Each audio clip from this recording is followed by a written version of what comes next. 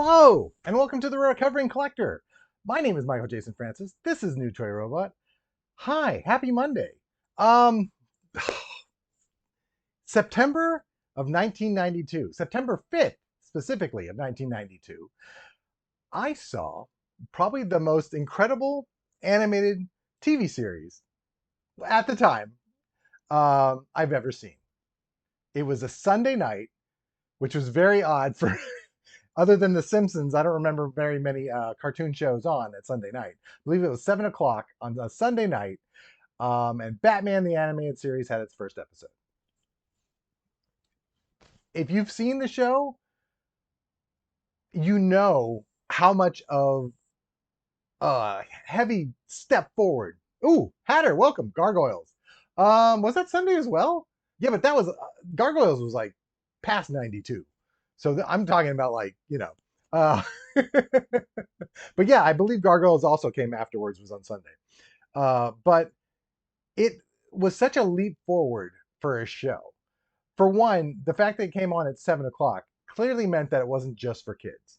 So this was something for fans, and I guess their children alike could watch. It was dark. It was gritty.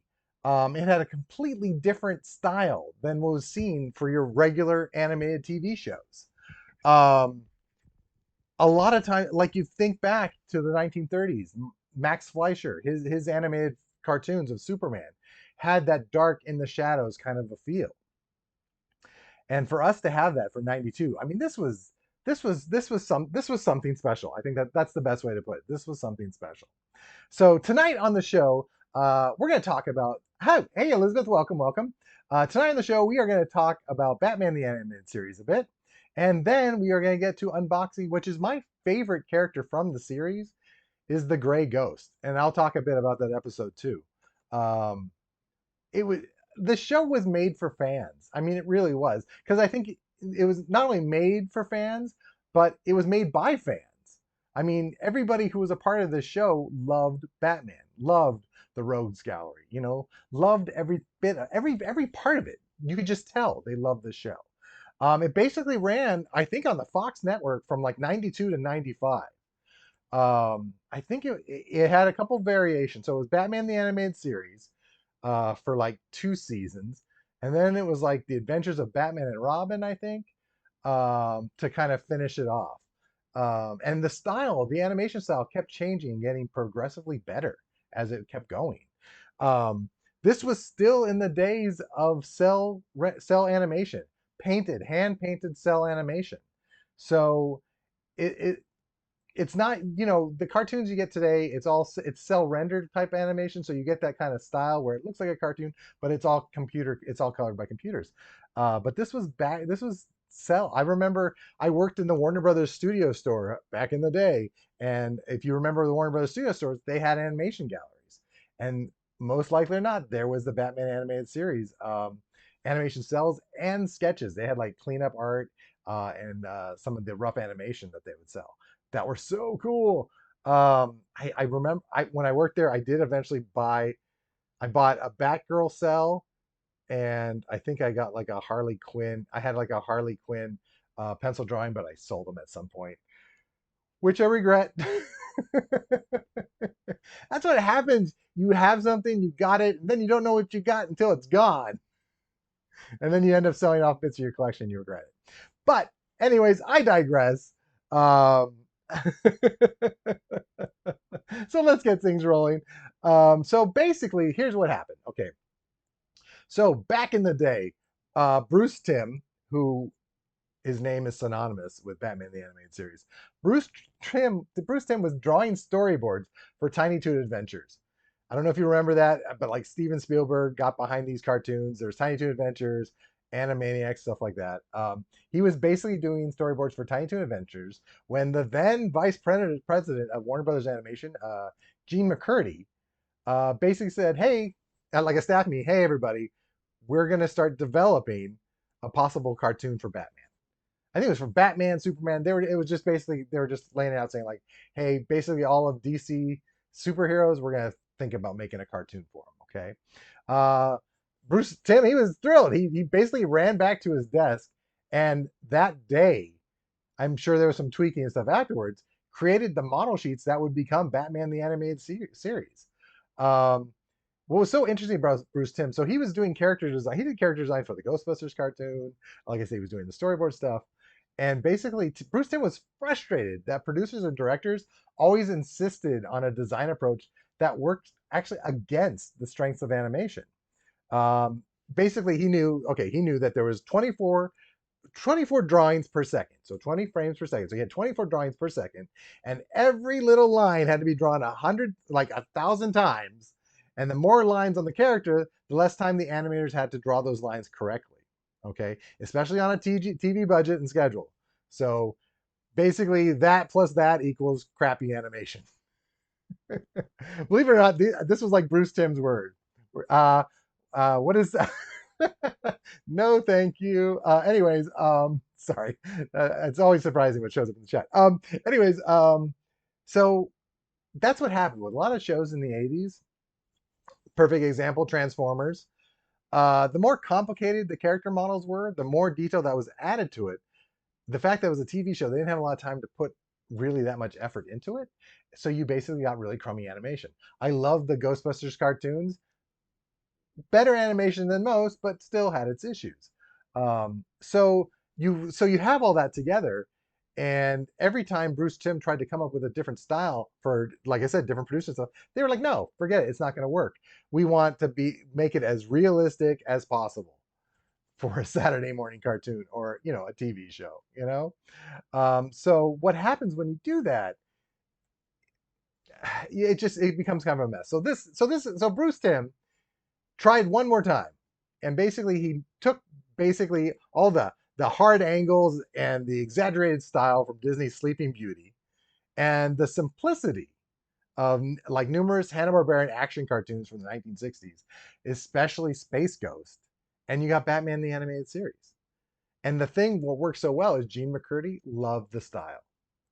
So Bruce Timm finally got to do what he wanted to do with animation. Oh, thanks, Hatter. I appreciate that. So there you go. Okay, so that's what you got for Batman Animated Series. That's how it kind of came to fruition. So you got DC Comics, Warner Brothers Animation, and Warner Brothers Television Animation bringing this all out here. I am checking all this stuff. Most of my information I got is from this amazing book called Batman Animated. I think it's still available. It may not be. My copy is incredibly used and abused. Just because myself as an animator, as an artist, I love the style. I love the show. So this book laid it all out on how it was done. Let me see here. Let's get to the show. I'm gonna flip through. Let's move this out of the way. Let me flip through this. I'm gonna just show you some of the things in this. Like, look at this. The binding has completely come off of my book. I can't there's so much amazing information and art in here. Like right here, this is just, I don't know if you can see this, but it's like it's the running of Batman, the key drawings for the running of Batman. There's storyboards in this thing. There's all the different types of ideas that they had while making this show. Um, and it's just like, how simple these designs were, but it worked so well. Look at these backgrounds, the shadows on the backgrounds and the storyboards. I mean, it was just such a neat show. Oh God, I forgot how cool this is. So these are all the episodes. These are all the episodes pretty much of the first season. Is this all the first season? Or maybe it gets to the second season? I believe the second season's in here as well. Let me see. Is the episode I'm looking for in here that we're going to talk about tonight?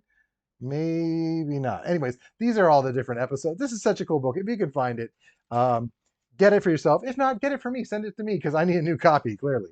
No, don't buy me. Don't buy me a book. But you should, if you love animation, if you love the show, I highly recommend getting this book.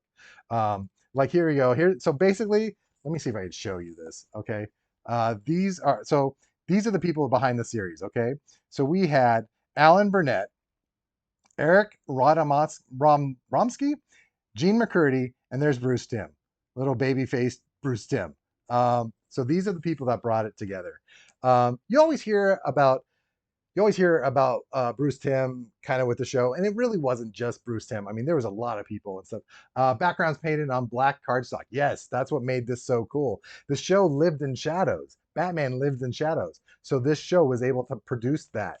You know, there's tons of stuff in here. All the different character designs. I'm trying to see if there's more backgrounds. Like storyboards.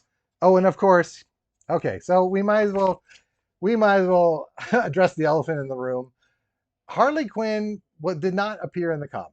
Harley Quinn was created by Paul Dini, who was a character designer and writer for the show. Was created by Paul Dini specifically um, for Batman the Animated Series. So I'm trying to remember what episode it was that she showed up in. But that's Harley Quinn. This is the if you started watching the show, this is here. This is funny. Let's see if I can get this on here.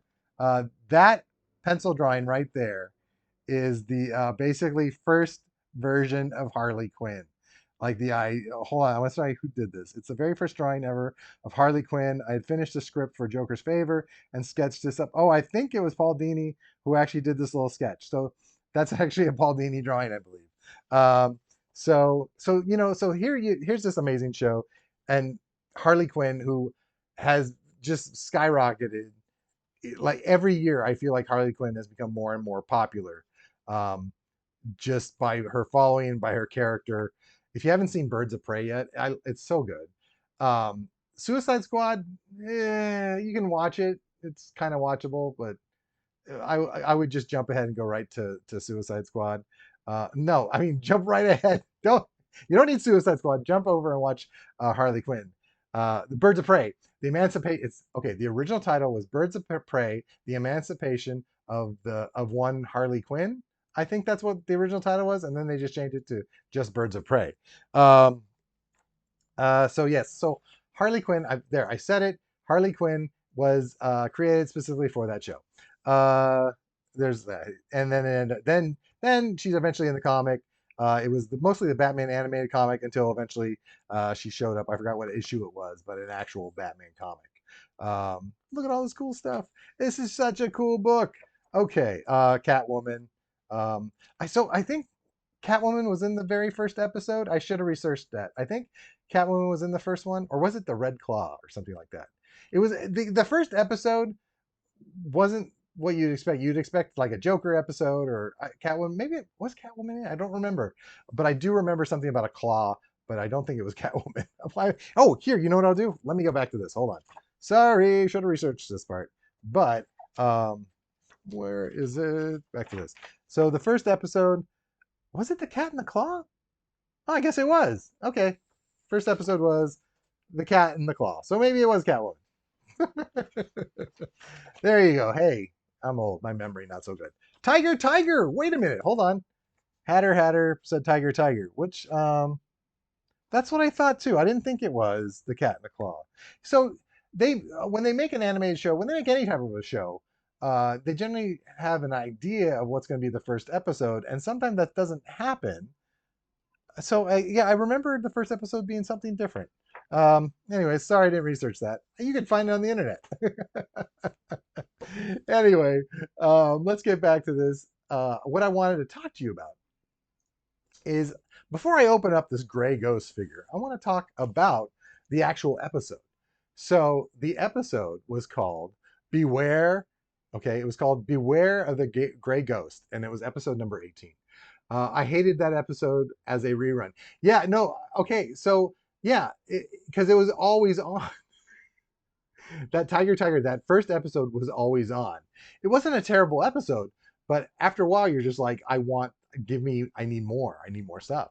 So Batman the Animated Series, episode number 18, Beware of the Gray Ghost. So I'm going to kind of read just kind of like a little summary of that episode, not the whole episode, because I think you should give yourself, as I've said before, and it's probably in Twin Peaks as well, give yourself a present each day, and one of those days should be this episode, Beware the Gray Ghost. I don't think it's available on HBO Max yet. I know there's tons of Batman cartoons and stuff on there, but I'm not sure if it is available. But if you can find it, watch it. So basically, the episode begins with so the show okay, this is what's so cool about this. They basically took, like, imagine if Batman came about. Okay, I don't know. I'm trying to see how to phrase this. Okay, basically, the episode begins with a very young Bruce Wayne watching a television show called The Ghost. It was a TV series that he would watch as a boy. So the episode starts as him as a boy watching this particular episode called The Mad Bomber. And basically, what it is there's a series of bombings that are happening throughout the city with a ransom of like $1 million in demand to prevent future attacks. Cut to present day Gotham, and suddenly there's all these bombings that are happening again. Okay, uh, as this progresses, Batman Bruce Wayne starts to realize that the bombings are the same ones that are from his favorite childhood show, The Gray Ghost. But he can't remember exactly how it happened. I guess I don't know. They made a joke that he fell asleep. They didn't make a joke, but they had it that he fell asleep before the episode ended, so he couldn't really connect how this was all happening. What's really cool about this, as he attempts to look for these old episodes, he learned because apparently, I guess the studio that made them burned down in a fire and all was destroyed, including like the Grey Ghost archive. He tracks down the show's main actor, which is Simon, who's supposed to be Simon. His name is Simon Trent. Simon Trent is voiced by Adam West. So already right there, if you're a Batman fan, you're freaking out because one, you recognize the voice, and two, it's freaking Adam West on a Batman show. So he tracks down the show's main actor who is basically a broke recluse. Okay, hey Dahlia, welcome. Who's basically a broke recluse who cannot find work. He can't find a work since he was typecast for so long as the Gray Ghost. And basically, he had to sell off all his remaining Grey Ghost memorabilia to some toy collector named Ted Dimer, I guess, basically just to pay rent. So here you have two Batmans, one show, and it's one of the sweetest, most exciting episodes to watch. Not just as a fan, but cinematically, it's incredible. We mentioned before the style with the backgrounds. It's so well written. I don't think Paul Dini wrote this one. I'm trying to remember the name of the writer for it, and I'm totally blanking. But basically, Batman teams up with his old hero, the Gray Ghost, and they have to go solve crimes together. I won't tell you what happens in the episode, but it gets pretty crazy because Batman's like, "Hey, wait a minute! All these bombings are happening like your show. Are you the Mad Bomber, Mr. Simon Trent?" So there's that too because you're like, "Oh my God, is this like a hero that's fallen from grace?" Though he's not really a hero; he's an actor. So there we go. Like I said, find the episode, check it out. It's really, really cool. I'm sure it's got to be out there somewhere. It's got to be out there somewhere. So let's open this up. And so I just realized I didn't bring my little scissors because I can already see a bunch of wires holding this guy in. I'm hoping they're just twist tied, and this won't be so difficult. It's so neat. So this toy series that came out, this is the only figure I got. As much as I love the show, I just didn't want to buy any of the figures, just because I didn't have room for it. I already have some Batman toys, so I was like, you know what, I'm going to hold off on this. But I had to get this one. Bruce Timm was basically that kind of creator who did all like the character, the style and stuff of it that I love. There's a couple like Alan Burnett, Paul Dini. There was a couple other ones that were writers. Let me see. Hold on, real quick. Hold on. Let me consult the book. Bruce Timm was the producer and creator. Where are the writers? Um, it doesn't have all the writers on here. Okay. Anyways, oh, that's right. Arlene Sorkin was the voice of Harley Quinn. Sorry, I just saw that. So check this out. So the figures look like exactly how they are in the cartoon, which makes them very cool. They look like just 3D modeled cartoons. He's got some really cool stuff. It looks like a Grey Ghost comic book, I guess. The Mad Bomber car, his little gas gun thing. Let's just see if there's anything on the back here. No. When was this one released? I think this was released. This one was released about 5 years ago. Here we go. So let's open this up. How's everyone doing out there tonight? I made the realization tonight that Little Caesars Pizza has the best cheese pizza. I'm not sponsored by Little Caesars. If you want to sponsor me, Little Caesars, we can work something out. But they have the best cheese pizza. Like their crazy bread's amazing too. But as far as cheese pizza goes, they have like the best cheese pizza. Elizabeth, oh boy. Here we go. Okay. Ooh, he's got a cool cape. All right. That's weird. It's like a rubber cape. It feels so weird. Okay. So let me figure out. Looks like everything else is taped down. Let me get the little parts out first. This is so. Oh, okay. So this is a little gray ghost VHS tape. Oh, wait, guys, look at that. It's not going to focus too much. It's too small. It's a little gray ghost VHS tape. This is awesome. Does it open up? That's going to be crazy. No, it doesn't open up. That'd be neat. Let's get his little gas gun thing. Okay. It's so interesting. If you ever painted an animation cell, or probably a lot of stuff that you work on models now, sell vinyl, like vinyl paint. This reminds me of it being painted by like animation paint. Bruce wore the gray ghost costume in Batman Beyond. I was gonna get to that. Hatter, you jumped. You got it. Yeah, it was a. Yeah, so so Batman Beyond is another series created by the same team, and it's basically Batman in the future, and Bruce Wayne's really old in his 80s or something like that, and he has somebody else. Well, he's kind of forced to have somebody else be Batman. And there's an episode where Bruce is wearing, it's not the whole costume, it's just the goggles and the hat, because a villain by the name of Ink, I think it was Ink, who was in the Batcave. And so he had to make sure to hide, because she didn't know who Batman was or anything like that. So he had to cover his face, and he did it with the gray ghost costume. Um, but the series, it always comes back. Like everything's linked together. Justice League Unlimited, I think, finished off. I think it was Justice League Unlimited finished off the Batman Beyond storyline.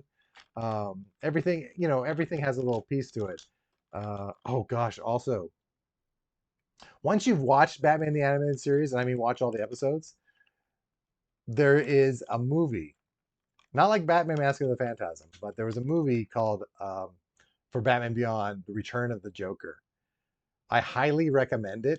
I highly recommend it because you get to find out what happened to the Joker and what's going on, why he's not there in the future, and how is he suddenly back in the future, back to the future. Check that out. That's another little present you can give yourself. Yes, and watch the unrated version. And before you go, like, what do you mean unrated version? It's just because it's more violent. It's more violent. It's not what you'd normally see in a Batman animated series. I mean, it had some fights and stuff like that, but this was a little more violent. Um, so get your heads out of the gutter, boys and girls. It's not because of anything else. I actually, I at Comic Con, San Diego Comic Con, I waited for like hours and hours in line to get my DVD of that movie signed by Arlene Sorkin, the voice of Harley, Kevin Conroy, the voice of Batman, and Mark Hamill, the voice of the Joker. Kevin Conroy, and Arlene Sorkin were just so nice and just so. It was great to talk to him. Mark Hamill look. I know everyone loves Mark Hamill right now, and I still love him. Everyone loves Mark Hamill right now, but Mark Hamill during the '90s and maybe most of the end of the '80s was not a very happy person. He didn't like his fans, so basically he wouldn't talk to anybody. He just talked to the people he was, Kevin Conroy and Arlene Sorkin. So that's my Mark Hamill story. And I'm not bitter, but it's kind of crummy. Anyways, I'm trying to twist off this twist tie, and there we go. Okay, and there we go. I feel like I'm gonna get hate mail because of my Mark Hamill comment. It's just what something that happened. Sometimes you just never know, when you meet people. There we go. Okay, there we go. Okay, on a roll. Let me get the hands out of here. He comes with extra hands, so that's cool. So he can. Oh, I just realized that one of his extra hands is him holding a pen so he could sign autographs. Do you see that little tiny little? There's a little tiny little pen in his hand, um, so he could sign autographs. So that's hilarious. That's funny. Um, it's a sweet ending too. When you got the whole autograph thing. Oh, so this is the hand that's for holding the. This is the hand for holding the gun. Let's just put it in right now. Do do do. It's funny. This looks like a maquette, an animation maquette. These figures look like anime. So basically, when you're making an animated movie, somebody sculpts like what the character, a 3D version of the character, so animators can have all angles of what they're drawing of the character. And these remind me of those maquettes, which are really cool. Let's see here. Here's the little Mad Bomber car. Do do do. That's neat.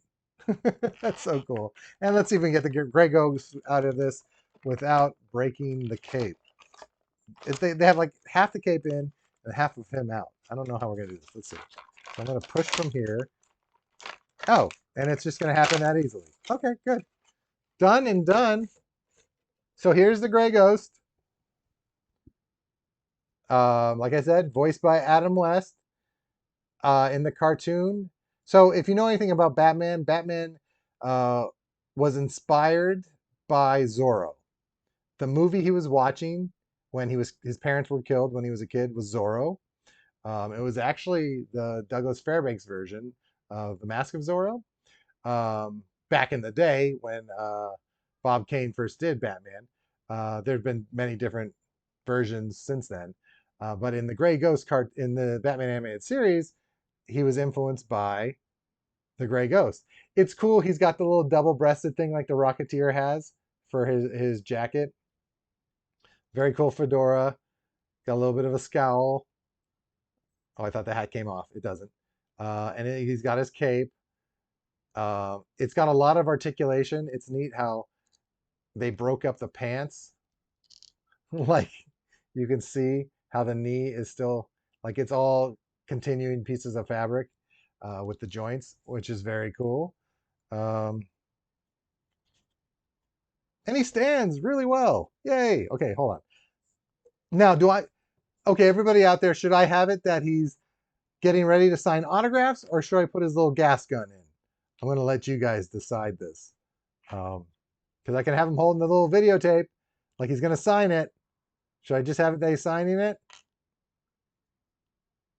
Yesterday was Fairbanks' birthday. Oh, was it really?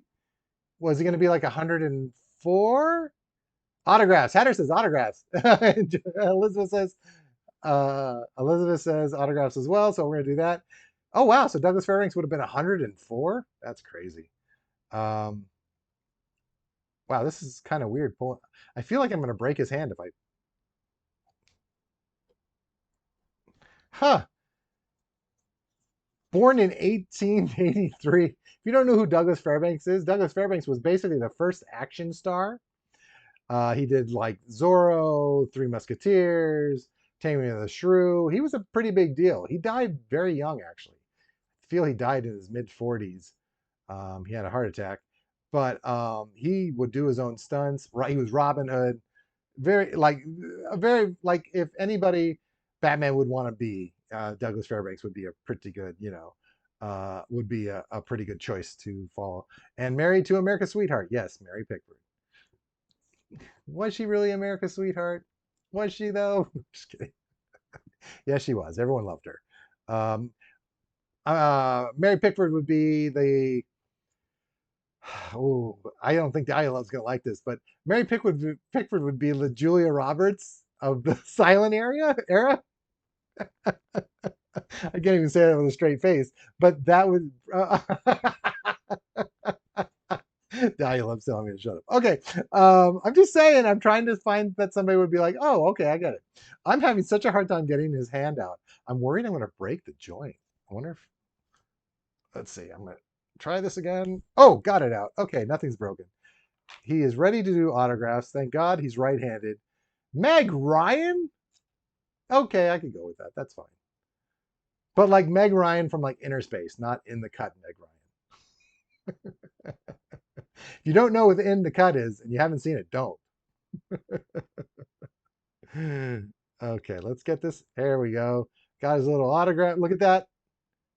He is ready to not only fight crime, but, well, he'll fight crime against the people that forge his autograph. That's what he'll do. Okay, When Harry Met Sally, we'll say that. What's wrong with Inner Space, Dahlia Love? Do you not like Inner Space? I feel like everybody needs to revisit Inner Space. If you don't know what Inner Space was basically, he needs a table. The damn thing didn't come with a table, right? You got basically what he could sign. No, you know what this is? This is Grey Ghost. He's tired. Grey Ghost is tired. He's trying to leave the convention, and some snot-nosed little kid hands him this thing and says, "Could you at least sign this?" And the kid doesn't even want it. The kid doesn't even know what it is. The kid's been hired by some other collector that he's going to make money off of this. So that's what this version of the Grey Ghost is. Yeah, Dennis Quaid was great. But Inner Space was Dennis Quaid gets injected, gets miniaturized. There's a lot of miniaturizing happening in the 80s. Is in this little ship and gets miniaturized. And then he goes in. He's Mark Hamill. Yes, this is Mark Hamill from the 90s. Doesn't want to sign my stuff. Dennis Quaid gets miniaturized and injected into Martin Short. It's a great movie. Great, you should watch it. He doesn't, so Mark Hamill doesn't want to sign this Grey Ghost video. I'm trying to get him to hold it, but he's just like, he's tired. He needs to get back home. He's tired of Star Wars. Here we go. Hold on. Okay. He's kind of holding it, and now he won't stand. Am I bitter? Maybe a little. Maybe Hatter's bitter. Hatter's bitter for me. That's what it is. Hatter's bitter for me. So there he is. Look at that. He's holding it. I need. Here we go. You know what? So Katie Sackhoff was just finished shooting season 4 or 3 of The Mandalorian. She's still in her outfit. She noticed that Grey Ghost is leaving the convention. Sorry, Simon Trent. And she's like, "You really need to sign this for me. It's for my kid. They're not doing too well." And he's just like, "Oh, really? I'm just, you know how this is. I'm trying to leave. How would you like it if I wanted you to sign my Battlestar Galactica underwear?" And she'd be like, "You have Battlestar Galactica underwear?" And he's like, "Well, yeah, doesn't everybody?" Yeah, anyway. Oh my God. I haven't had any sugar. I haven't had any caffeine. I'm not sure what's happening right here. But there you go. And you know what? Let's just make things worse because Ahsoka Tano was just like, "Hey, I thought you said we can leave. I've been waiting in the car and you were said you were just going to go back and get your helmet." And then Katie Sackhoff is like, "Well, look, hey, wait a minute. You know, it's Simon Trent from Grey Ghost." And Ahsoka's like, "Grey who? Grey what? Oh, wait, so Ahsoka Tano should be Rosario Dawson. So this is Rosario Dawson, if we're going to do this right." And so Rosario Dawson's just like, "Well, look, Katie, I don't know who the Grey Ghost is. We need to leave. We have to go." So, sorry, Daddy Love, I'm not trying to freak you out, but I'm telling a story here. And right now, and Simon Trent, he's done. He's ready to go. He's like, "Look, ladies, I need to go." And then they're like, "Excuse me? What do you mean, ladies?" And and so he's just like, now he's getting worried because he said the wrong thing. And he dropped her videotape. Now the videotape's dropped. And no, it's not done yet, Hatter. Now the videotape's dropped. And Katie Sackhoff is like, "How dare you? First you kind of pushed me off, not wanting to give me an autograph, and now you throw my tape." And he's like, "I didn't mean to throw it." And then Rosario Dawson's like, "You know what? My boyfriend or whatever is a senator. You're in so much trouble." And then they kind of walk off and scene. Thank you so much. Oh my gosh. I don't know why nobody watches the show. It's so clever. Oh gosh. So if you could I just combined 2 different shows. Yeah, Cory Booker. Wasn't Rosario like with Cory Booker, that senator guy? Hatter, you know this stuff. Aren't they together or something like that? It's a real thing. I didn't make it up. That literally a senator, I swear. But look, I got Star Wars. and Batman, I did that. I did the crossover, So Disney and Warner Brothers just did it. Oh, Hatter says I think they're still together. But look, I combined two successfully. I'm going to say successfully because that was a pretty good retelling of a situation. It probably happens at lots of conventions because, fans.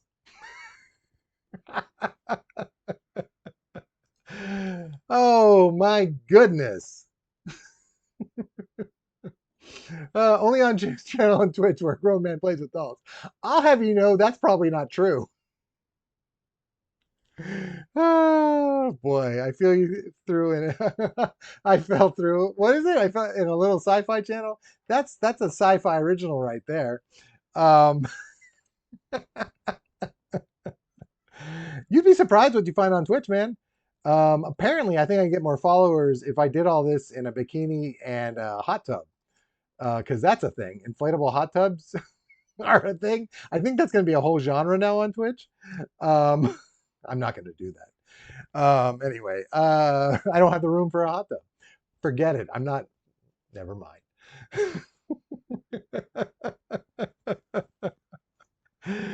Oh boy.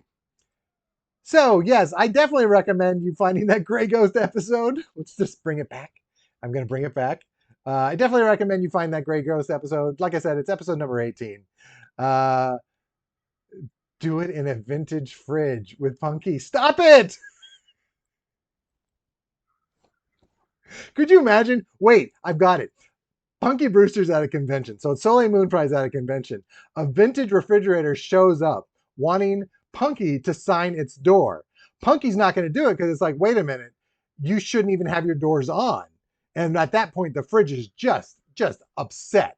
It's been insulted. It traveled all this way because it's a fridge. Having a fridge walk is not going to be something easy. So the refrigerator was hoping to get, oh no, Cherry's not even there. Cherry is over conventions. Cherry's will not even do conventions. The refrigerator is actually upset that Punky Brewster is its only option because Henry's dead, so Henry's not going to be at a convention.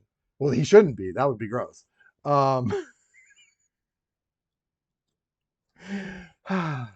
Thank you guys for just feeding into this. Because I was trying to bring it back. I was going to bring it back. And then you guys, this was on you. This was on you. We were fine. I was just going to talk about the Gray Ghost and how you should watch it and try and get one of these figures. I was coming it back. Not if he's preserved in the fridge. Oh, it's a reunion show. It's a reunion thing. Brandon took a dump in the fridge. Oh my God. I think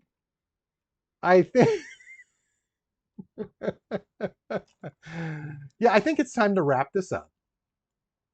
Thank you for watching this episode of The Recovering Collector. Follow New Toy Robot. If you like what you see, if you've ignored the last 20 minutes of the show, which you probably should have, please follow New Toy Robot on Twitch. This is live now. You're watching it live, but what if you can't watch it live? Go over to YouTube. New Toy Robot has a channel on YouTube with all these episodes. All these episodes usually are uploaded the next day, so you can watch it not so live. So make sure you like, comment, subscribe, hit that bell, get those notifications knowing so when there's new episodes up there, you can go like, oh my God, New Toy Robot has a new show on. I have to go watch it. Come back on Wednesday for a Lego brick in the wall where in one sitting, I'm going to complete this Scout Trooper helmet. It's got 471 pieces. In one sitting, I'm going to try and do it. Yeah, I think I'm going to do it. It kind of scares me, but I'm going to try and do it. I'm definitely going to try and do it. We'll see. I'm going to try. But come back for Lego Brick and Wall for that. Fun Lego builds. And then come back on Friday. The world's only live Friday night drawing game show. Just draw the damn thing. Where you get to draw along and then post all your fun drawings to the hashtag NTRDraws. Monday, like tonight, The Recovering Collector. All these shows are 7:15. Monday, Wednesday, Friday. I am Michael Jason Francis. Thank you so much for joining me on this very strange episode of what should have been something calm and collective. I will see everybody next time. Have a good night. Bye.